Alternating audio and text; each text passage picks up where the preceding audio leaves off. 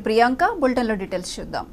రఘురామకృష్ణరాజు తిరుమల శ్రీవారిని కుటుంబ సమేతంగా దర్శించుకున్నారు. ఆ తర్వాత తిరుపతిలో ఓ రెస్టారెంట్ ను ఆయన ప్రారంభించారు.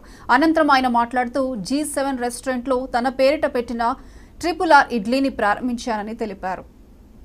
4.5 సంవత్సరాల సుదీర్ఘ పోరాటం తర్వాత ఘన విజయం సాధించామని చెప్పారు.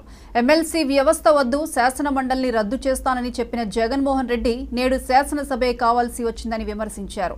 ఎమ్మెల్సీ వ్యవస్థను రద్దు చేయాలని చంద్రబాబు అనుకోరని రఘురామకృష్ణరాజు అన్నారు.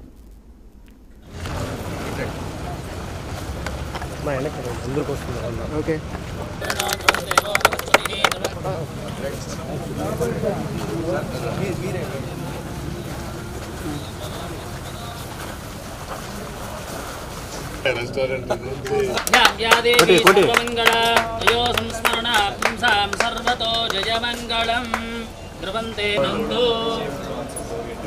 మరి వెతుకుతున్నాము 10 years back.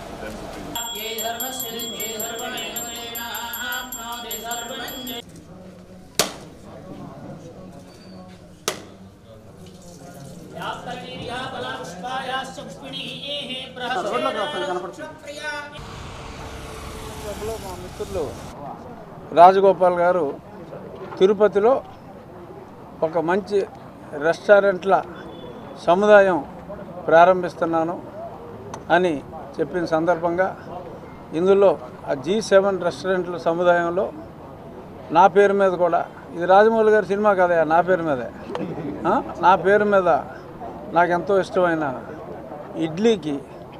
ఇడ్లీ రెస్టారెంట్కి నా పేరు మీద ప్రారంభించిన సందర్భంగా ఓవరాల్గా మన అరణ్య శ్రీనివాస్ గారు, రత్నం గారు, పెద్దలు లోకల్ జనసేన ప్రముఖ నాయకులు హరిప్రసాద్ గారు, మా తెలుగుదేశం నాయకులు రమణ గారు, మాజీ టీటీడీ మెంబర్, ఇంకా అందరూ మిత్రులు అందరూ కలిసి ఈరోజు నేను కూడా ఈ సందర్భంగా ప్లస్ ప్రభుత్వం మరి ఎన్నో 4.5 సంవత్సరాలుగా కలలు కన్నా నాకు ఈ ప్రభుత్వం మారిపోవటం, అంటే గతంలో నేను నామినేషన్ వేసిన వెంటనే తిరుపతికి వచ్చా, ఆ తర్వాత ఎలక్షన్ అయిన వెంటనే వచ్చా, మళ్ళీ ఈరోజు అత్యద్భుతమైన విజయం అందిన తర్వాత కూడా మళ్ళీ వచ్చి ఆ సందర్భంగా ఈ అకేషన్లో కూడా పాల్గొనటం నాకు చాలా సంతోషంగా ఉంది.